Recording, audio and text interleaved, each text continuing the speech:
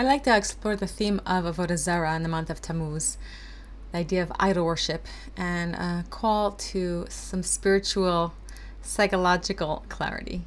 So historically, Tammuz is very much connected to the theme of Avodah Zarah, to idol worship. We have the making of the golden calf in Shmot, chapter 32, which occurred in Tammuz. We have the breaching of the walls of Jerusalem much later in history, which led to the eventual destruction of the first and second Beit HaMikdash, which is in part due to Avodah Zarah, to idol worship. And we have this idea of a distortion of reality, of putting our energies in the wrong place, right? This idea of serving gods is more than just a literal practice of serving some false deity, some idols. It's also the mental, psychological shift of putting our energy in the wrong place. And that psychological concept or condition is something that continues with us today, even though we don't have the practice of the formal idol worship as prevalent as it once was. But just to back up a minute and go back into more historical ideas of idol worship, we have the name of the month of Tammuz actually comes from Avodah Zarah. In a very jarring scene in the book of Yechezkel, the prophet describes women weeping over Tammuz. Tammuz was a Mesopotamian deity, and every summer it would die and it would be mourned over in this ceremony, and then it would come and resurrect and come back to life after the hot summer months. And it was a deity that was responsible, right, quote unquote, for the idea of new life being born. Hence, this process symbolizing it. And the women would mourn over Tammuz. That's how we have the name Tammuz. It became the name for the Babylonian calendar and subsequently the Jewish calendar.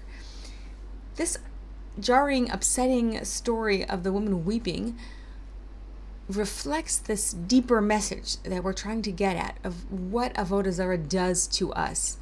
It's a misdirection of our energies, right? They're taking all this emotion and they're crying over something that means nothing. That's ridiculous. There wasn't a deity that had any power to begin with. It didn't really die. It's not really going to come back to life. We're getting all upset. We're getting all worked up. For what, right? This idea, this image underneath it or in between it is telling us a deeper message that we can understand for our lives when we ask ourselves, well, what false gods am I serving? Where am I expending energy? Stressing out about something that in the past or worrying about something in the future? Where am I spending my energy and it's for naught?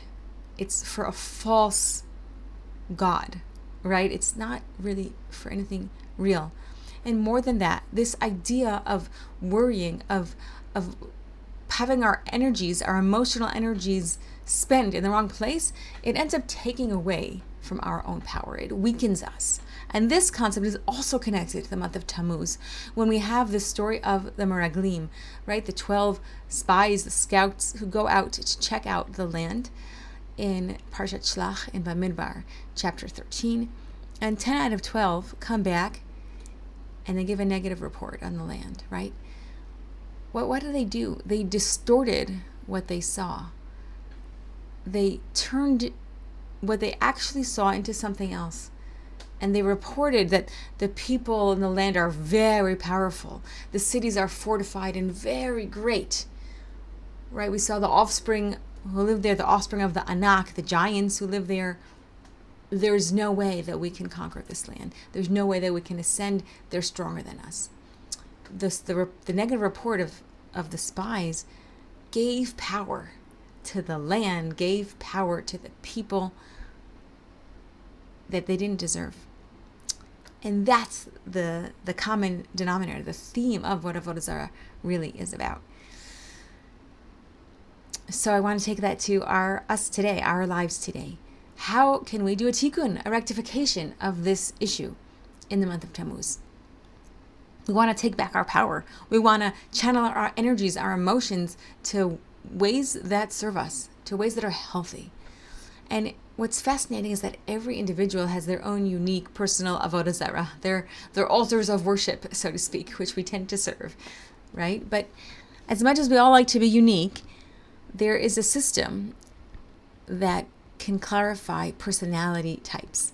The Enneagram, which is very studied, discusses 9 personality types, and each type has beauties and strengths, and each has its core goals, their tendencies of fears, blind spots, certain compensatory techniques they might have, something that we might overvalue, right?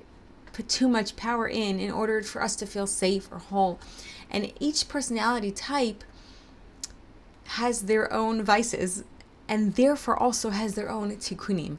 When Miriam Adahan discusses the Enneagram in her book Awareness, she takes the concepts and adds a level of the Jewish themes of tikkunim, of doing a rectification, a repair of the more unhealthy patterns and how to get back on track. And that's something that's very special about the Enneagram system as opposed to other personality tests that are out there in systems. This shows you how you can get back on track. And I find it very enlightening, and I highly recommend it. Many books out there on this topic, and that's just one of them. But Miriam Adahan talks about this idea of the ability to do a tikkun. And in her words, she says that an example of somebody who, let's say, has high anxiety levels, who can cause him or her to idolize others, right? Idolize Avodah Zarah, right? And seek their protection. When they do the tikkun, they can understand that their own work is to develop an internal wellspring of faith, wisdom, and love, quote unquote. That's from Miriam Adahan.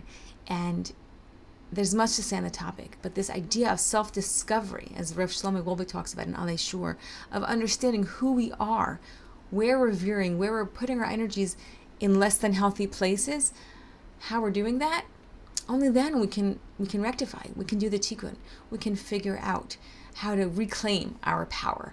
So I give us a bracha that we can use this Tammuz wisely to clear our minds and really ask ourselves, what are we serving, right? How are we directing our emotional energies? Are we mourning after some perceived loss as the weeping woman over Tammuz? Or are we chasing something that offers false hope, like those who created the golden calf? Right? Our emotional and spiritual longings can either consume us or refine us and propel us forward. We get to choose. And in the words of Yehoshua, as he tells Am Yisrael in the end of chapter 24, he says, fear Hashem and serve him with wholeheartedness and truth. Remove gods, remove Avodah Zarah, and choose this day whom you will serve.